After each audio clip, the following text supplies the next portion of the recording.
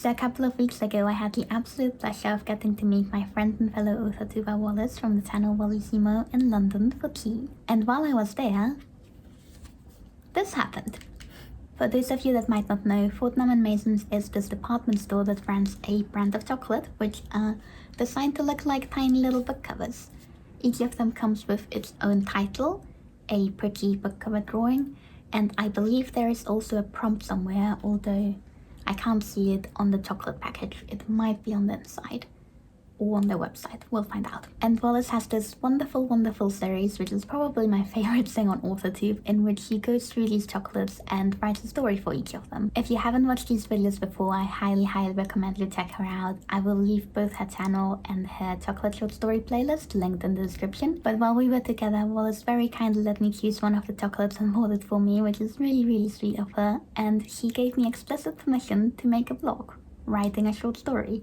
So I'm like, stealing her idea here, but I'm allowed to. I of course couldn't resist going for the white chocolate matcha flavor because, I mean, what else am I gonna choose than white chocolate matcha flavor? I did think that the cover and the title was a little bit intimidating. There were definitely other options that looked like they might have more straightforward stories that might have been easier starting points for me, seeing as I've never really written short stories before.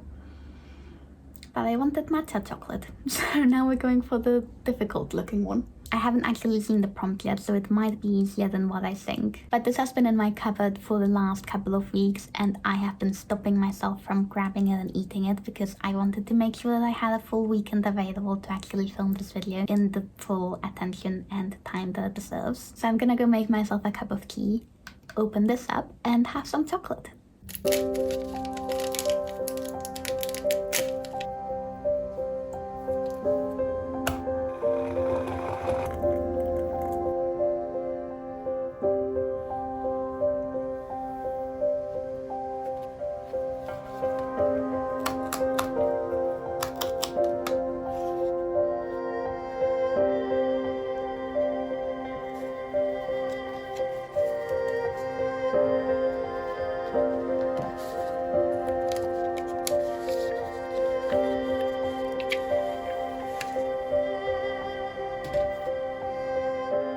So I didn't have any matcha tea available, but I've made myself a package of this, which is hojicha, which is roasted matcha.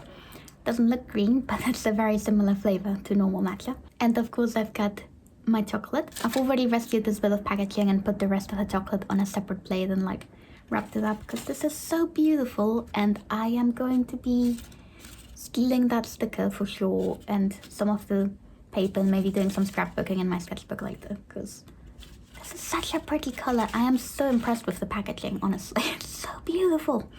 Haven't even tried the chocolate yet, I'm already in love. Also, the prompt was in fact on the inside cover. Behind the fans, the makeup, and the courteous demeanor, envious sisters plot eternal revenge. Which is very interesting, certainly not where I was thinking of taking this, based off the cover. I'm gonna have to come up with something interesting for that. God, that is a really difficult prompt though. I mean, everything was gonna be difficult because I don't know how to write short stories. That's a problem for afterwards. First, we get to taste the chocolate. It's very sort of gooey in the middle, and then you've got the matcha chocolate on the outside. I'm actually really happily surprised that there's matcha on the outside as well as on the inside. I assumed this was just gonna be plain white chocolate with like a filling of matcha. It looks so good. I'm so excited. There's also like, if you look at this very closely, a bit of a very subtle pattern on the chocolate. I'm not sure if you can see that very well from that angle. Okay, let's give it a try. Literally the second I bit into the chocolate, a track pulled out and started unloading, and I've just been sitting here for 10 minutes waiting for them to finish. Let me get my thoughts out before I forget everything. The outside of this is very, very sweet. It definitely tastes more like white chocolate than matcha on the outside.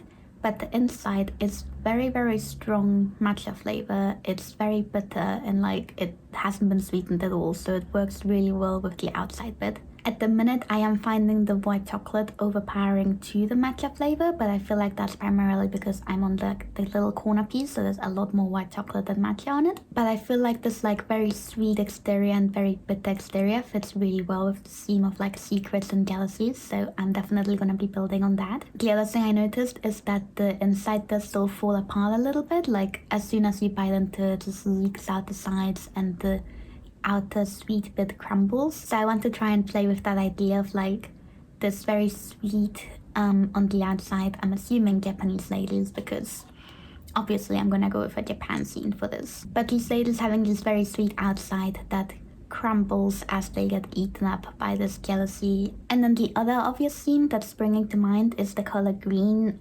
Obviously this is all green and the chocolate is green. So I kind of like the idea of playing with something like Studio Ghibli-esque spirit of the forest sort of entity that maybe the sisters go to for cursing whoever it is they're wanting to curse or to curse each other. I'm not entirely sure on who this jealousy is directed to. And then the other idea I want to build on is the idea of fans and wind, because they specifically mention fans in the prompt, and obviously the cover is covered in fans. So I'm thinking maybe the forest spirit can be some type of wind spirit or something like that, and they used fans to summon it. I don't know, just some initial thoughts and ideas. But for now I'm just gonna grab a piece of paper and try and brainstorm this out a little bit and go sort of beyond the obvious a little bit. And then I'll check back in with you and tell you how it's going, I guess.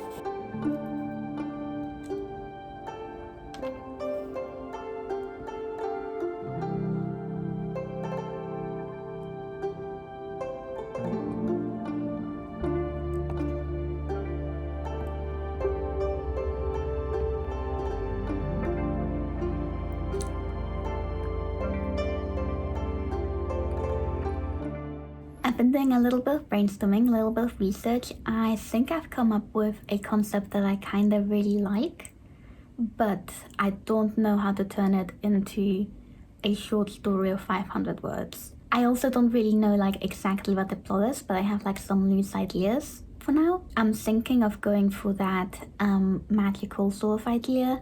I'm not gonna go with the wind spirit.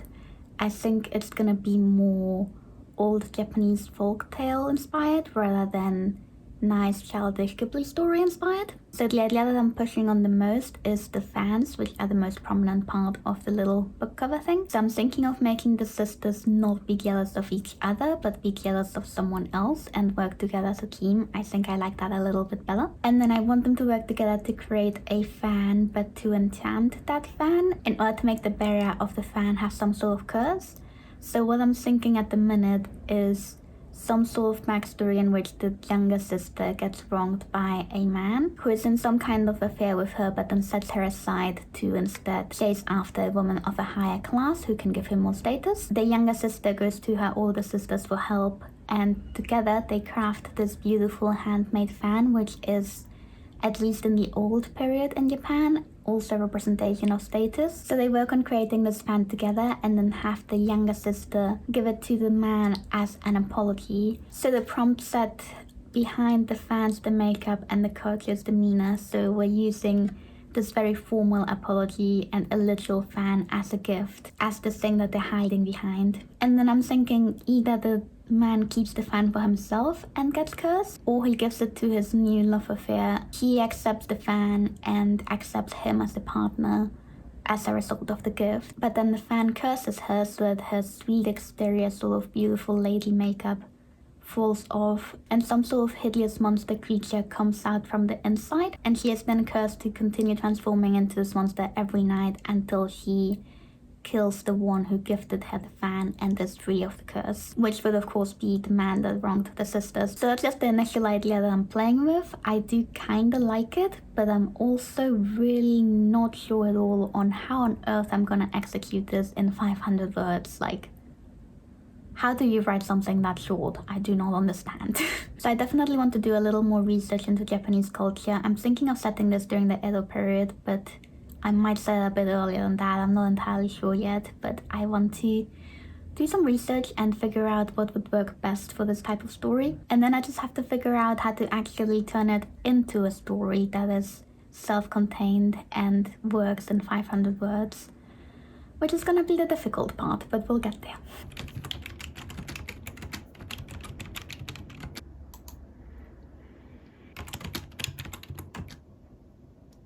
Hiya, happy Sunday. I wanted to quickly fill you in on some of the research I've been doing. I decided that I'm going to be basing this off the Heian period and not the Edo period. The main reason I was thinking about going a bit later in history is because the folding fan wasn't actually introduced until a little bit later. They used to use the fixed fans in the style of the Heian period, and these are clearly folding fans.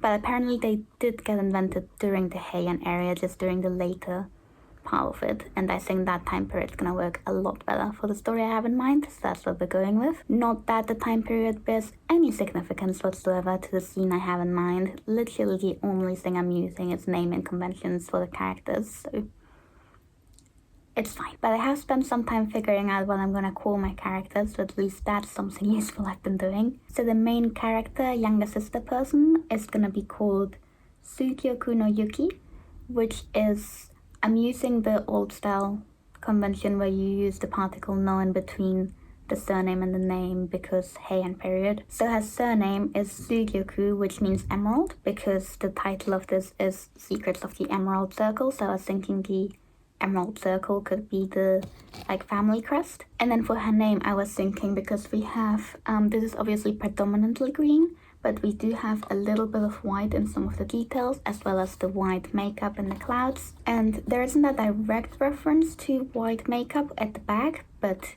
the makeup they wear is indeed white, at least in the Heian period. So I'm thinking her name would be Yuki, which means moon, and it's also circular, so it also works with this circle idea. So that's the main character's name. Then the other thing I decided is that I am going to enchant the other woman rather than the man. I think this works better with the theme of jealousy, because it's in fact the woman that the sister is jealous of and not her love interest. So her name is going to be Ikiyo no Anemone.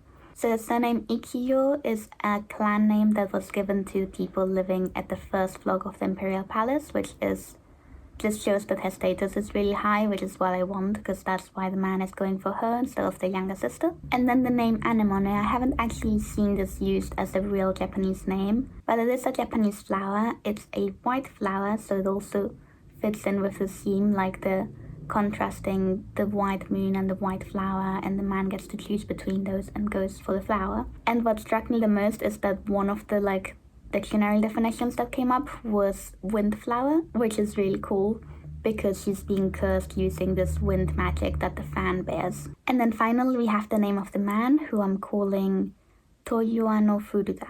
Furuta is another common Japanese surname which stems from when they gave lords names of the state that they ruled. Ta means rice paddy and Furu means old, so it basically means Lord of the Old Rice Paddy, which I thought was a funny name, honestly, and it so shows how his estate is old and possibly going out of favor with the emperor and out of power, and that's why he's trying to marry into a wealthier family. And then his given name, Toyua, means winter night, which I thought fit with the other two names, which are both references to things that are white, so winter night also being white, and also having the specific mention to night, which is they're gonna be meeting at night, but also the main character's name is Moon, so it shows that those two would have worked better together, and because he chose to abandon the night and go for the daytime flower, he is gonna be cursed now, and that's his punishment. So now that I have the names, I have no more excuses to procrastinate on actually writing the story, so I'm gonna get started with that. I've decided to set it during the scene in which they meet and he gives him this fan, and all of the backstory will just sort of be seeped into that. I have no idea how I'm gonna pull it off, but that's what we're gonna be attempting. I have noticed that I'm procrastinating the actual writing a little bit too much, and I think part of that is because I'm really nervous. I've never shared my writing on the internet before, so this is gonna be my first time doing that, and I'm doing it in a medium that I'm not very comfortable with because I literally never write short stories. And it's very scary, but we're gonna actually write it, and then we'll see what happens. Wish me luck.